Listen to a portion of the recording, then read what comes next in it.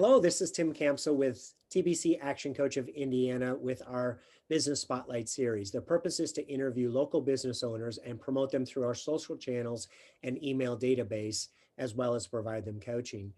This is a free service that we're providing because when all small businesses are strong, then the economy is strong. Today, I have the pleasure of chatting with Richard. Welcome, Richard. It's great to have you on the program today. It's great to be on it. Thanks a bunch. Absolutely. So let's start with having you introduce yourself and tell us a little bit of your background. For sure. So I originally am from Erie, Pennsylvania, but I took a test when I was in high school that said, it's one of those that's supposed to tell you where you're supposed to go to college. I put in both of my majors that I was looking at, and it said I have one of one result. So I was like, all right, I should probably check out that place. And I ended up at IUPUI. I studied neuroscience and biotechnology. I graduated with both of those. And while I was in school, I worked on a lot of the innovation and entrepreneurship clubs and things like that. I founded a lot of them. And as a part of that, was able to go out to Stanford in California, learn a whole bunch of lean startup, design thinking, and great startup mindsets. And when I came back, I started a company that essentially helps early stage business owners / early stage scientists, people with great ideas move into the business realm. And as a part of that, I ended up, finding a specific business that I wanted to start. And that was, I looked around town, found out that, there was a lot of struggles in terms of trying to get into recording studios and being able to afford becoming a musician. And so we started talking with musicians and started a company called Soundspace. Fantastic. So tell us a little bit more about Soundspace. If I was to say, give us a 60-second commercial, what would that be? For sure. So as we talked with people, with musicians around town, it became super clear that there were three major problems that were occurring with the music scene that we aim to try and help with. So our mission is actually to lower the barriers to entry for careers in music, just in general. And we do that through three major memberships right now. And those are connecting, rehearsing, and recording. So by helping people get access to connections that they might need to have and unlimited access to monthly recording spaces and rehearsal spaces, which is really exciting because it's, a fraction of the cost of what it normally looks like. And that's because most recording spaces and rehearsal spaces are typically used to just one customer at a time, and then charging that particular customer, a higher rate because you need to have the whole facility focused on that person, or you'll be locking out your rehearsal room for the month, right? And even if you do come down to hourly, then it's difficult to fill all the hours. And so what we did was we switched it to a monthly membership as opposed to an hourly kind of thing, meaning that for a fraction of the cost, you get unlimited rehearsals. It's just that the only caveat is that you share that space with all of the other members.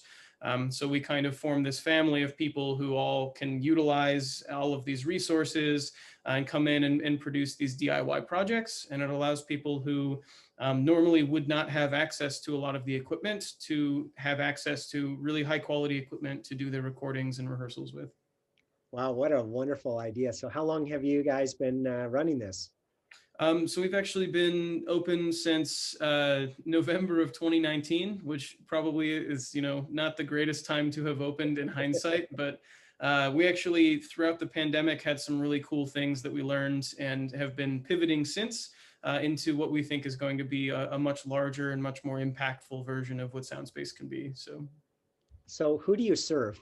Really, who's your best customer? We call that a target audience. For sure. So our target audience is essentially musicians who have the knowledge to use equipment in some capacity, but can't afford that equipment outright, right? So, there's a lot of different kinds of equipment for recording, for rehearsal in general. So there, we have those three different memberships. For a rehearsal audience, it's somebody who is in town, who lives in an apartment and plays the drums. Like, they're going to, make some people mad by playing drums where they're at. And so what we do is we try to provide a drum kit, provide a backline and a space that you can come to and be as loud as you want, right? And so additionally for rehearsal, it's people who, live all over Indianapolis and want to try to find one centralized place to come to. And then for recording, like I mentioned, it's people who are potentially engineers who want to be able to engineer people that isn't in a place in their basement. So you can get a professional place to come to talk with your audience, to actively create a business out of that. Also it's anybody who just wants to come in, create their solo artistry career, who can't afford $15,000 worth of equipment in order to get started, right? And so for us, it's just being able to provide that amount for a value that is manageable and isn't $5,000 per album, but instead $150 per month for recording. So something that you can budget for and then come in and have unlimited time in a studio. And allow yourself to grow and fail and succeed and kind of learn more about a studio, so that by the time you actually go to a studio, then you have a sketch of the song, or you can, I mean, we have enough that if you know what you're doing, you could create the whole song. But we work with local studio spaces and recording spaces as well to make sure that that cycle of creating a song is happening faster for everyone, and we're producing more quality music overall. What just a tremendous concept. So you mentioned earlier that you started just before COVID. So what's the greatest impact that COVID has had on your business? For sure. So COVID, when we initially started, our vision has always been to be, 24/7, hands off, allowing people to just come in and use the space as if it was their own space. And so when COVID happened, we lost a number of the volunteers and people who were working with us just to economic circumstances. And along with that, we lost a lot of equipment people had donated or brought in for the time being, things like that. And so we had to replace and produce a space that would essentially be allowing people to come in 24/7 without management or people manning the space, and allow people to come in and actively use the equipment and feel like they were at home and everything like that. So COVID actually, we paused all of the memberships during the time period and didn't charge anybody.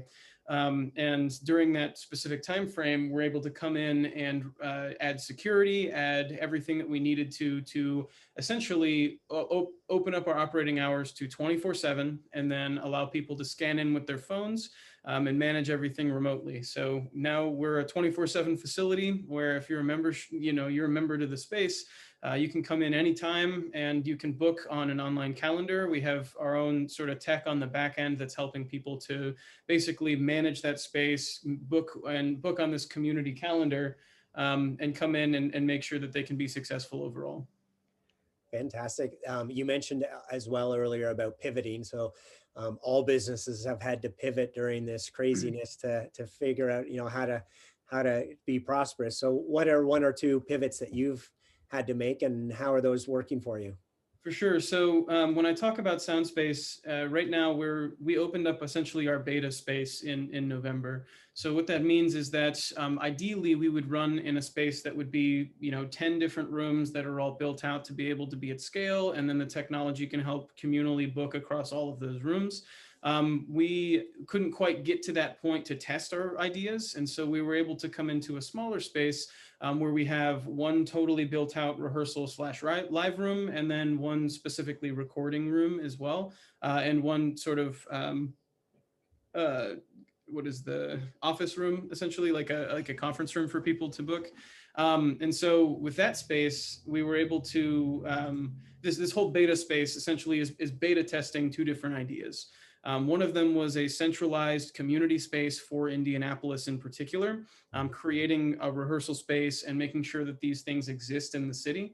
The second one was the technology that allows us to, facilitate the booking and all of those things in that facility. So as we pivot, we actually decided, hey, both of these things are necessary, but they're also two different ideas.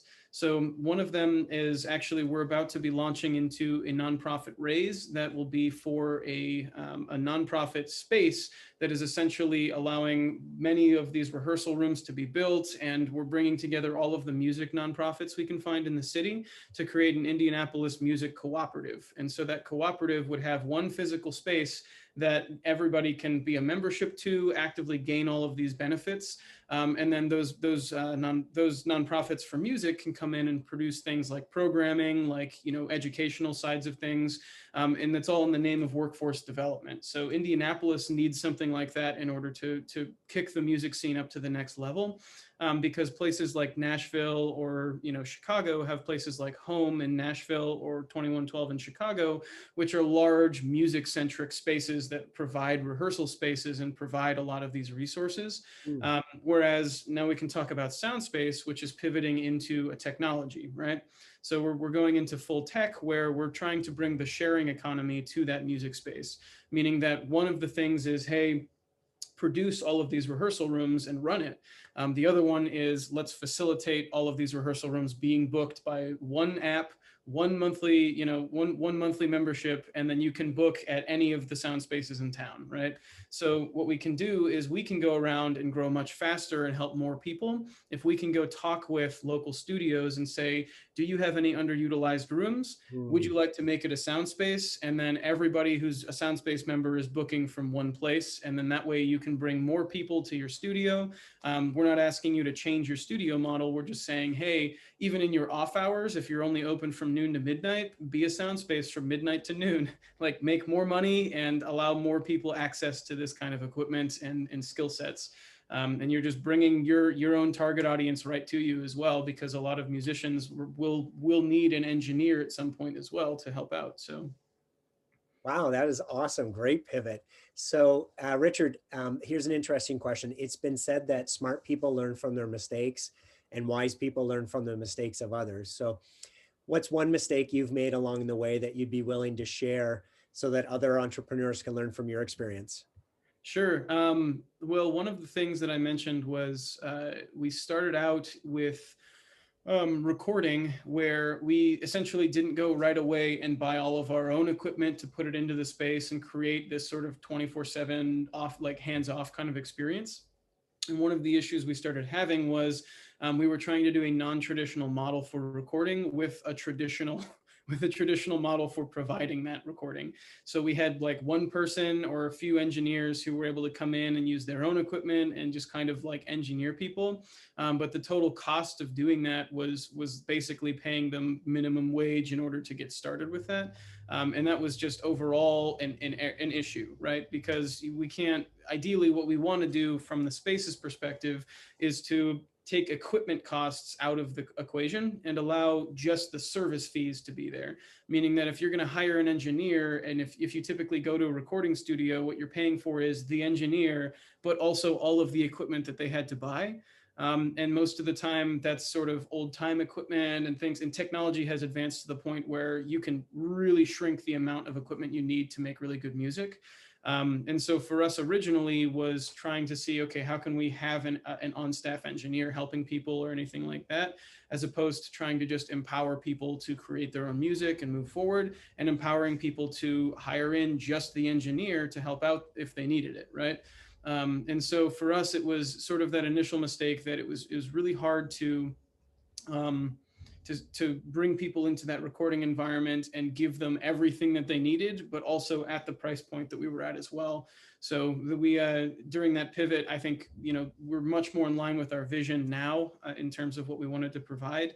And I think that the experience overall is much better for people to come in and get an idea of what recording really is going to be like. And they know right away whether they're going to need to be like, oh, I'm just going to hire or bring in my own engineer to help me at this space. And what it does is it gives people common ground to be able to come to and not have to worry about equipment, right? Right. Fantastic. Awesome. Thank you for sharing that. So, second last question here. I'll have your contact information. We'll be sure to include that when we post this interview. Sure. Is there anything else that you'd like to include? Do you have any types of offers going on, or what's the best way for people to find out more about your space? For sure. So every membership that we have at our space it has a week of a free trial. So if you sign up, you can literally start booking right away. Come in and use the space, no problem, and you won't be charged at all until the end of that week. And so, you know, we encourage anybody who's interested just to sign up and try it out. You can also schedule a tour with us on our website. Our moniker is essentially taking out all of the vowels in our word. So it's SNDSPC. So it's Soundspace without any vowels. And so feel free to, hit up our website, schedule a tour with us. We're more than happy to talk about what it is that we're doing and where we're headed with it. And this whole technology pivot and everything is actually going to be pretty interesting. We'll be talking more with local, studio owners and creating more of a decentralized network of places that you could book to. And so if people are interested in that, just reach out. We're more than happy to chat with anybody. But I mean, at the very least, if you're interested at all, sign up for a free trial and just come in and try it. Fantastic. Awesome. Appreciate that. Thanks for sharing. So last question here, Richard, what's been most inspiring to you during all of the craziness of the past year? So, as a musician and somebody who's focused on music so often, I actually find a lot of inspiration in music. And most recently, actually, I also enjoy philosophy quite a bit. And so I found that my brother actually suggested I listen to an artist called Akira the Don. He's not necessarily a local indie artist, but he creates philosophy type music. So, for example, like Joseph Campbell, Alan Watts, and a whole lot of these great speakers, he takes voice clips from them and then puts like ideas from their lectures into a musical environment, so that it's like more almost electronica slash. It's a really interesting listen, and it's quite inspiring to hear some of the thoughts of those speakers put into a modern interpretation and modern music. So it's really cool. So I would say inspiring has been listening to the words of Alan Watts as told through Akira the Don. Wonderful. Well, hey, that concludes our interview. For those listening, if you are interested in checking out the space, please take advantage of that free offer to go for a week and and try it out, or just go and book an appointment for a tour and make sure you figure out and learn all that Richard's got going on at Soundspace. It's sounds like an amazing opportunity for those who are not able to afford the big ticket prices of recording studios. So, Richard, it's been a pleasure learning about yourself and your business, and I wish you tremendous success. Oh, thank you very much. Have a fantastic day. You too. Bye now.